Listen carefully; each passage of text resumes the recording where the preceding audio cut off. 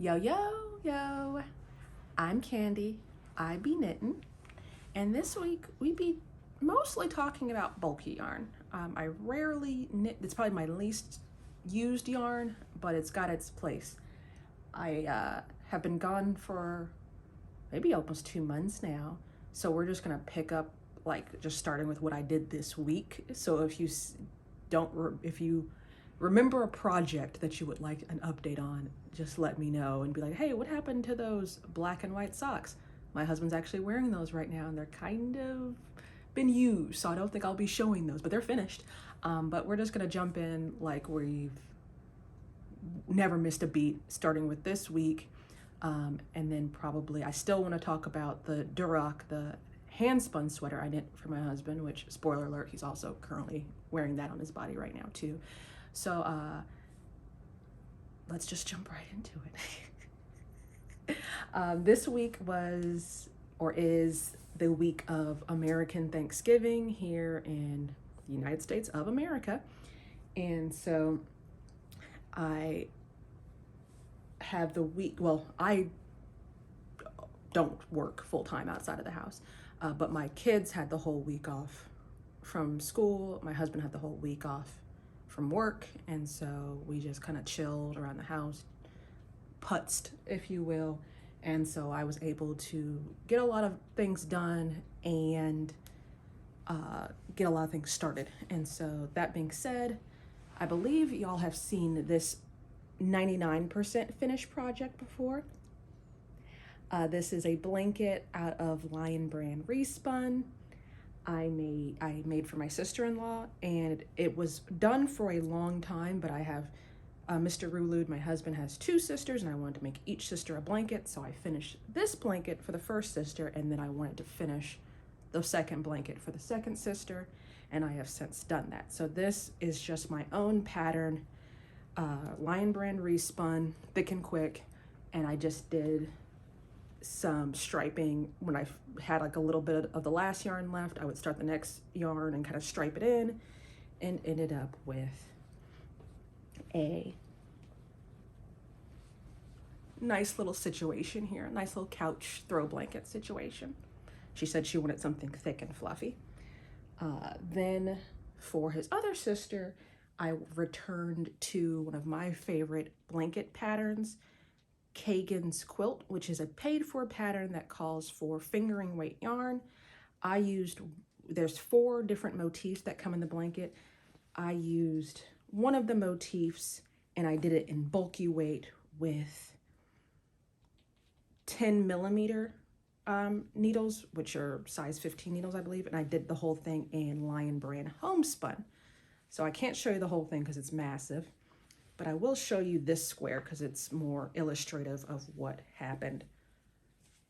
So there's 4 squares, quilt style. You do short rows. You start with a provisional cast on, and you do short rows around a square, and you end up with triangles that turn into squares, that turn into 4 squares, that become a pretty decent sized blanket when you do it in bulky weight yarn.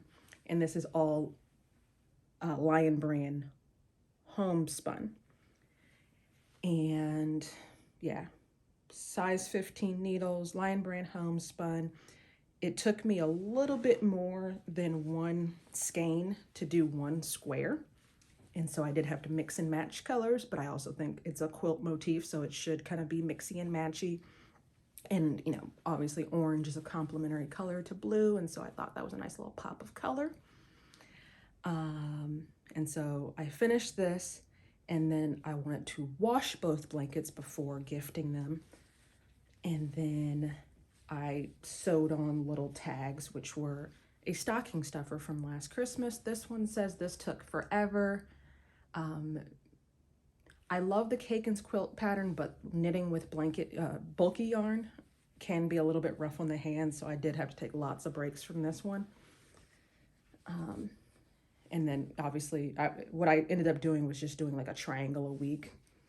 And then this one is a little tag. Where's the tag? I actually put it on what I call the top of this blanket, and it says, "You better use this." And these are, I think Boy is the brand, and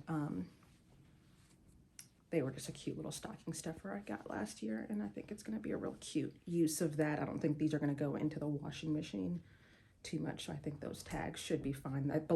I'm assuming they're made of plastic. They're made to look leather.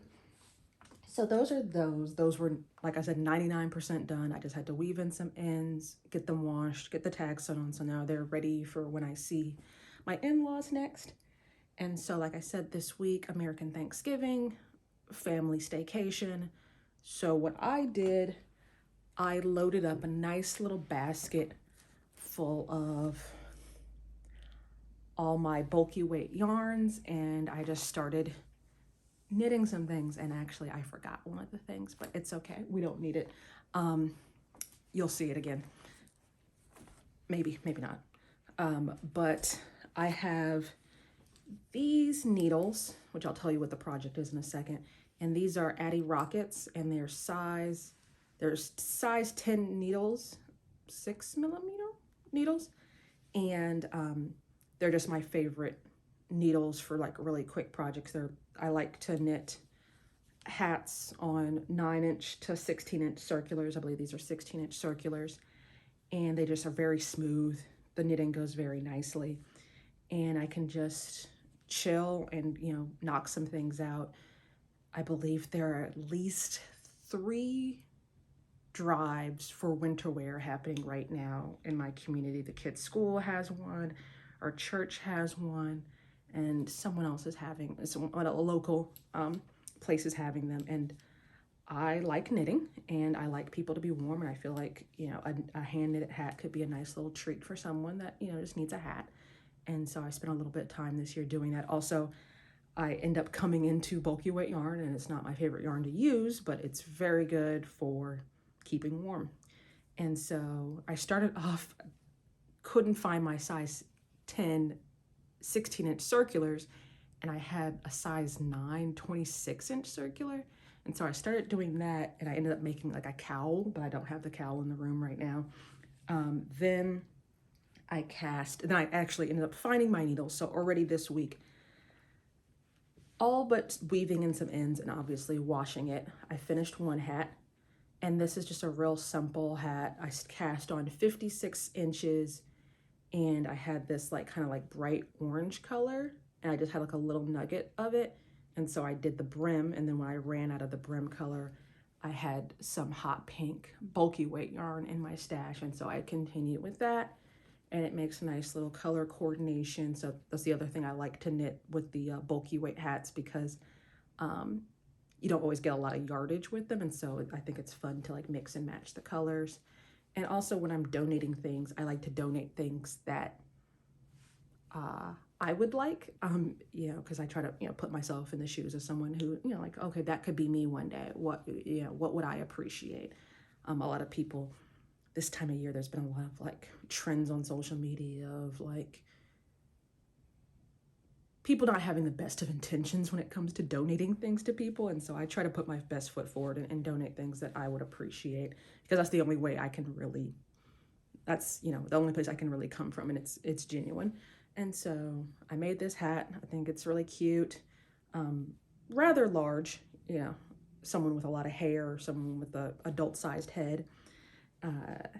Yeah, knit it. And then once I just kept trying it on. And once I get to like about here, then I start doing my decreases. And that's one hat. And then I cast on this hat. This is, don't have any brands. These are just things I have. I get a lot of stuff from yarn swaps and things. 2 single ply yarns. So I have this navy blue, and then I have this one that's like mixed, like kind of fall colors, oranges and burgundy and green. And so I'm holding those 2 together, and I'm getting this kind of speckled look. And if that's my hat, Mr. Rulid was like, oh, that's really nice. What is that for? I was like, it's probably for donations. And this time I cast on 56 stitches again, and I'm just doing stockinette. So it has like this nice little rolled edge on it. So just a different look. And then it's mostly navy with just little pops of that those kind of like fall autumny colors. And interestingly enough, with this one, you know, with ribbing, you get a nice stretchy edge. The stockinette actually makes it a little bit snugger. And so this is probably more of like a medium sized, maybe a teenager's head or something like that. And usually that's what I try to do is I wash the hats before I donate them. And then I try to put a tag of, you know, this is acrylic or this may contain wool. And then an approximation of a size, because they're not, you know, store-bought hats usually have a size on them. And so I try to give them an idea of who it might be for. And so this is my second hat that I've almost finished this week. I'll probably start on decreases tonight while watching TV, and then I'll have like a nice little stack. And then I like to weave in ends like in one mode all at one time. And then I have so many other yarns in there too. Like I said, I like to go to my little yarn swaps and I'll just grab whatever's there and then I'll use it with my stash to complement things in my stash. So I have like a whole ball of this, and then I got like a little ball of this pink. And so I like to mix and match and make some fun things. Also really good for pom-poms. I usually don't do pom-poms for donated hats just because it's kind of like a, you know, either you love pom-poms or you hate pom-poms. So I would hate for someone to get a hat and be like, what am I, you know, your only option is really cut the pom-pom off. I guess they do have like the button pom-poms and you can choose to wear a pom-pom or not, but I just don't even go there. The other thing that's going to probably be donations is rewinding to a finished object from a while back that y'all have not seen, because Halloween came and went and I didn't record anything during that period. But one of my daughters was a kitty cat for Halloween, and so I knitted her a couple of accessories, and this is one of them. I made her some little hand warmers, and these are just rectangles. I cast on maybe 10-15 stitches on really thick needles, and this is a bunch of Lion Brand FOMO held like I think 6 strands together, and I sewed I knit some squares, and then once it kind of was the size of a human hand, I sewed up one end with the cast on tail and one edge with the cast off tail, and I met in the middle, so there was like a little thumb hole there. And so those are these, and that's garter stitch. I knit both sides, and then so these are the hand warmers, and for a little just volume and fur around the neck, I made this cowl. I have the pattern to this cowl and I'll put it in the description box below, but it's seed stitch and it's knit horizontally, you know, long ways, and then seamed at the end. And all I did was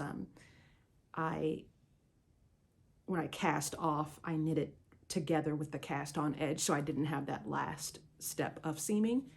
And so makes for a cute little meow kitty cat costume, but also not costumey at all and totally serviceable to donate to someone just trying to keep warm. And so that was that. I also made her little yarn ears and little yarn tail, but we'll hold on to those because those are quite costumey.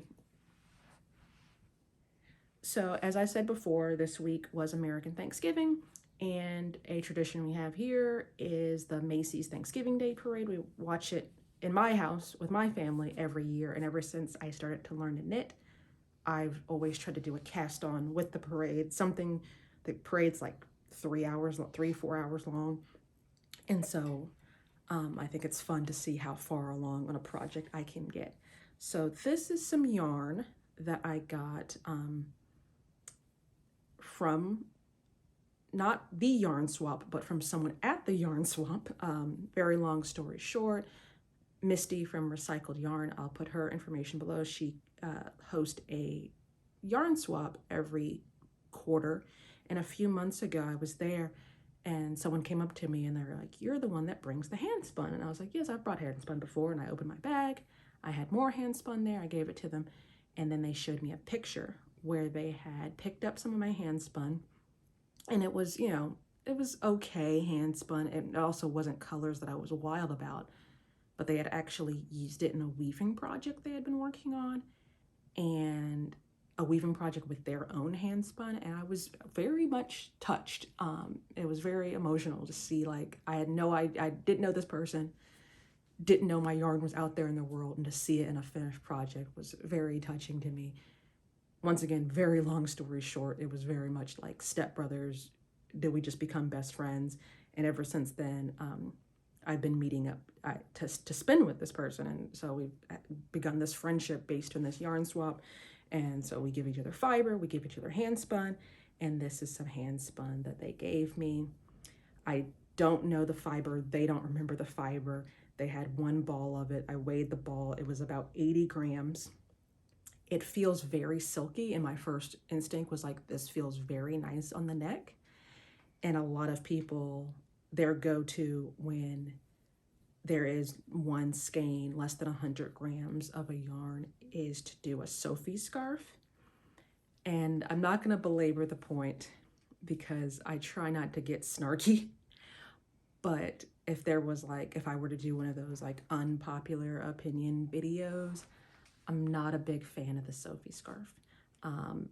If that's your jam, if you love knitting it, you love wearing it, more power to you. If you like it, I love it. But for me, it evokes a certain image to me, and that image, there's lots of like, there's the, intercontinental Scandinavian woman, they like to wear the Sophie scarf, but one of my many thoughts when I see the Sophie scarf is like scout leader.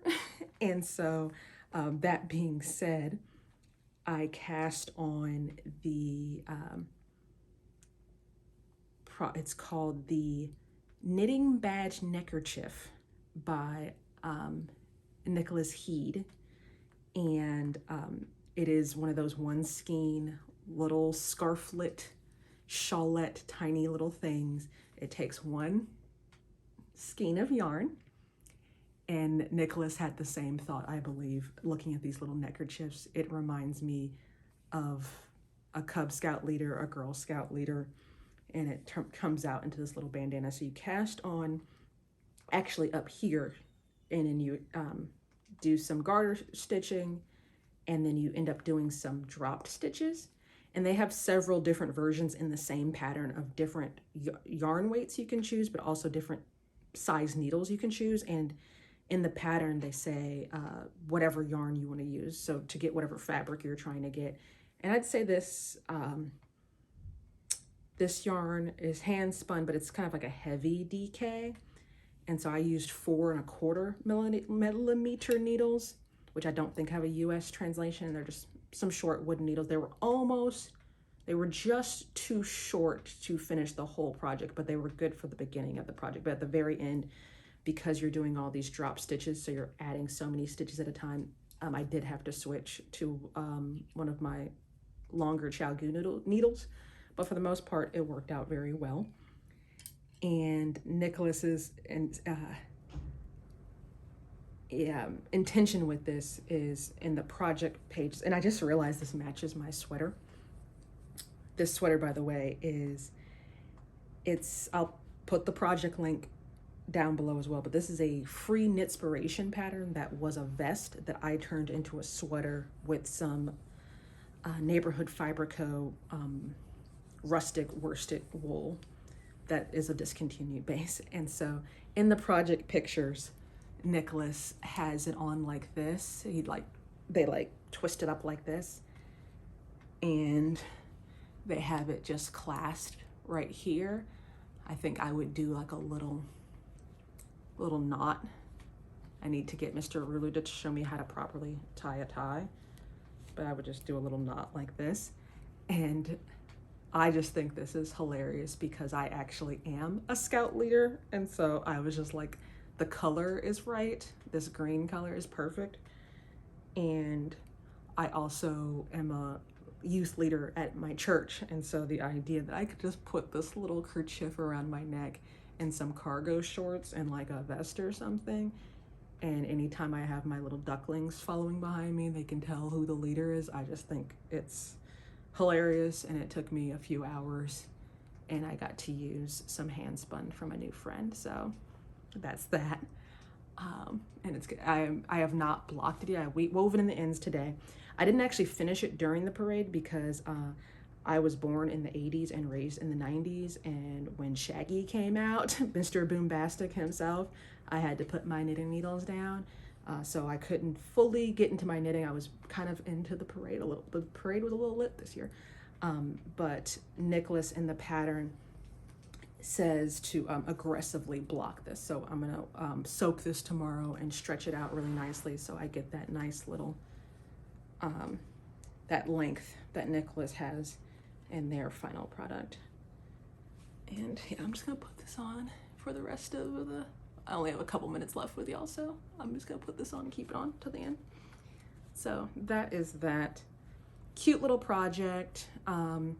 Once you get the rhythm of it, it's pretty memorizable. I just was, it's Thanksgiving, I'm up and down, I'm hanging out with my family. So I did have to put it aside and I worked on one of my bulky hats.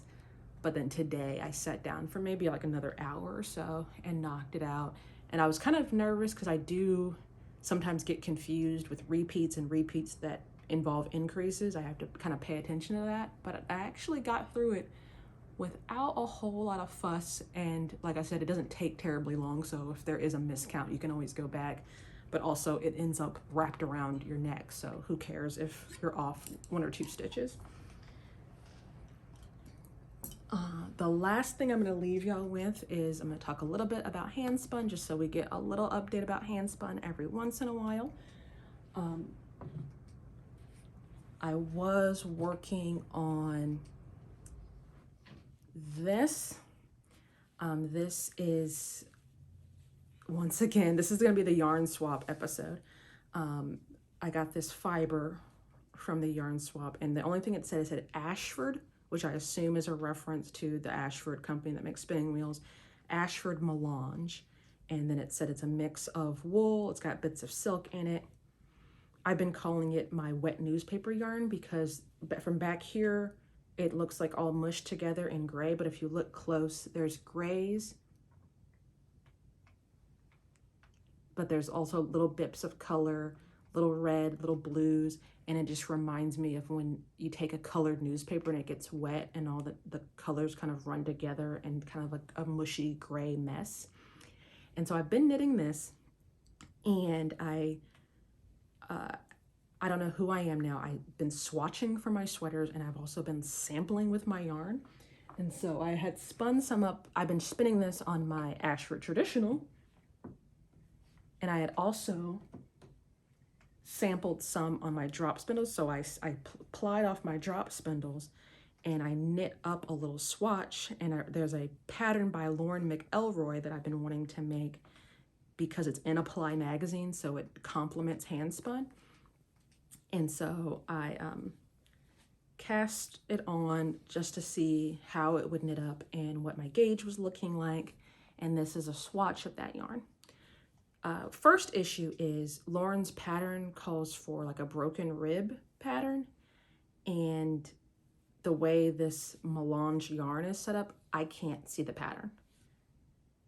And I would rather have a yarn that shows off that pattern. I think it works well on the color of ply. They're wearing like a beige sweater, beige color, so I think it would work better in like a bright white or a light beige color.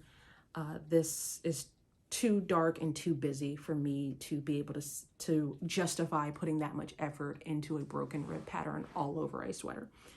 The other issue is, as I was knitting it, I was just like, oh, it's gray, but it's got all these pops of color in it. But to me, the color is kind of drab to me. And, you know, back to comparing and contrasting Mr. Rulud and I was just like, well, it's a little too gray for me, but know who likes gray? My husband. And so I showed it to him, and he looks at it and he's like, ooh, that's got too much color for me. And I was just like, ooh.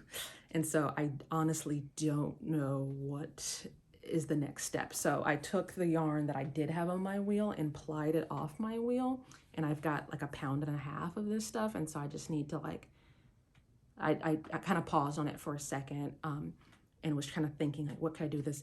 I think he saw the look on my face. He was like, well, maybe if I saw more of it, I'd like it more. Like, yeah, don't worry about it. I don't want you to force yourself to like this. That's the last thing I want to do is do a hand spun sweater project for a color you're not like absolutely like, wow, that's crazy.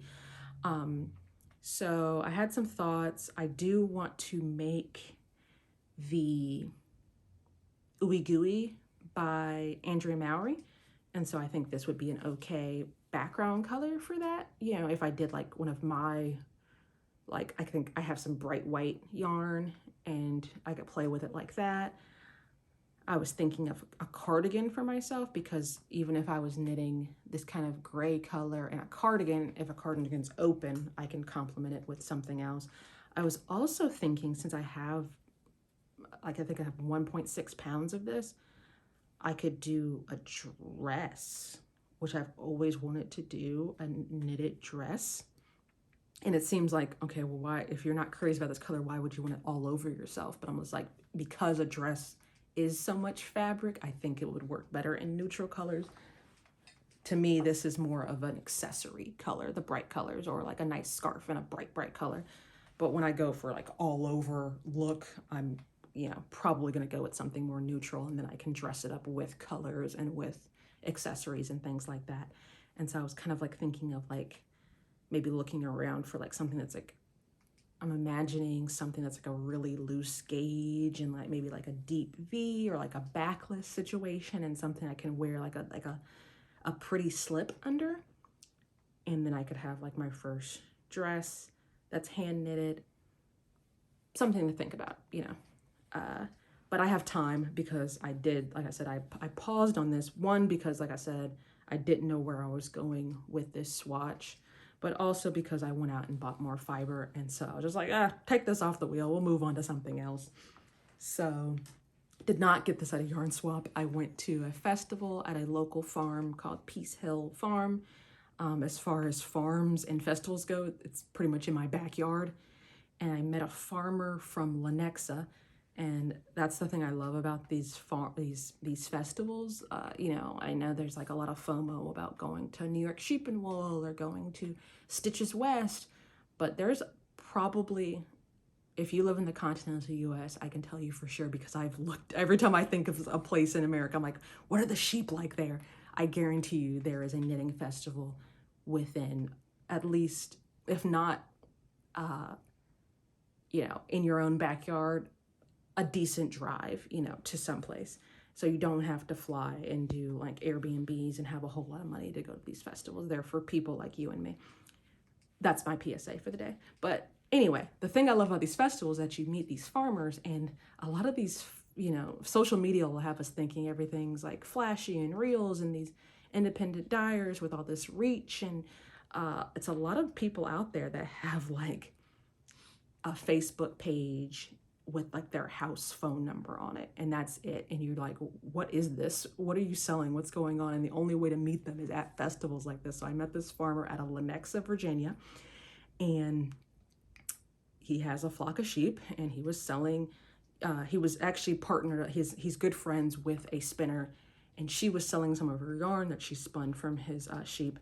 And then he was selling, I got some comb top from him that was dyed, but then he had this huge batting, which I'm assuming the intention was someone would take this and like make pillows or make a quilt.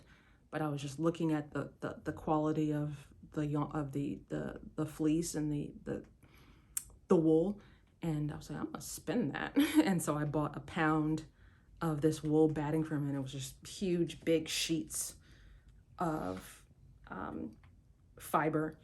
And I started spinning it, and I took one corner of it, and I've just been doing long draw. And my intention here is that this is going to be a 3-ply, and it's just, I'm intentionally going for that long draw, thick and thin kind of yarn. And I'm going to talk about this when I talk about the sweater I just made out of hand spun. But I feel like I'm kind of coming full circle with my spinning. When I first started spinning, and this is just a little ply back to show you, and it's like just super fuzzy, and it's got little short bits in it. It's got a ton of veg matter in it. And when I first started spinning, it was all about the comb top, and I wanted to get as thin as possible, and I want cobweb lace, and I want it to look like it came out of a factory. And now I'm like intentionally trying to make my yarn thicker and make it have more texture and make it pop a little bit more, put more air into it. And so it's just like, you know, I'm going through cycles.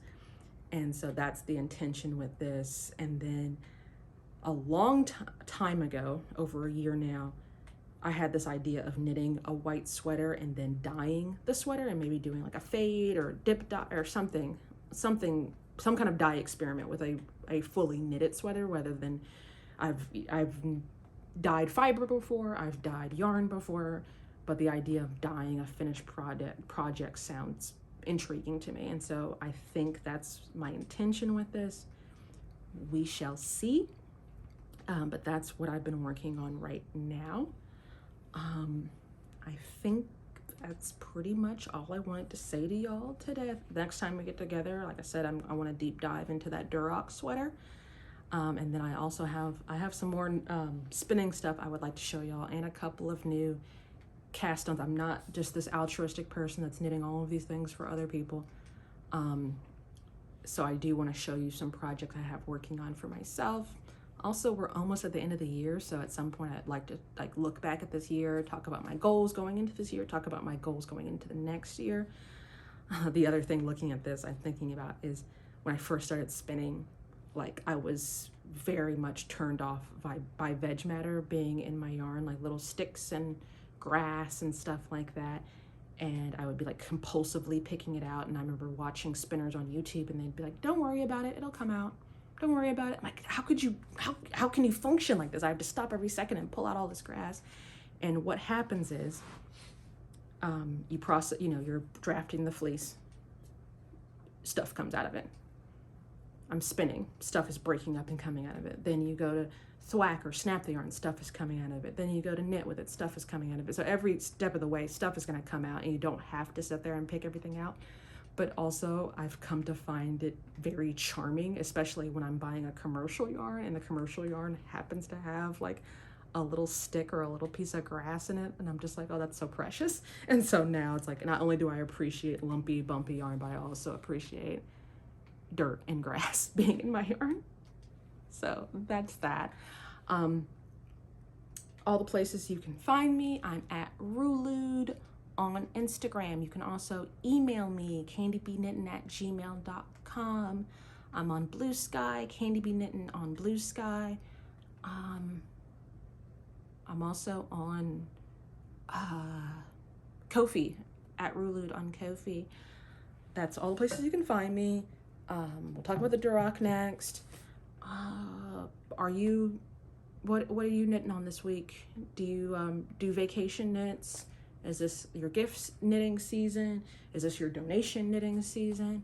Let me know in the comments below. Until the next time.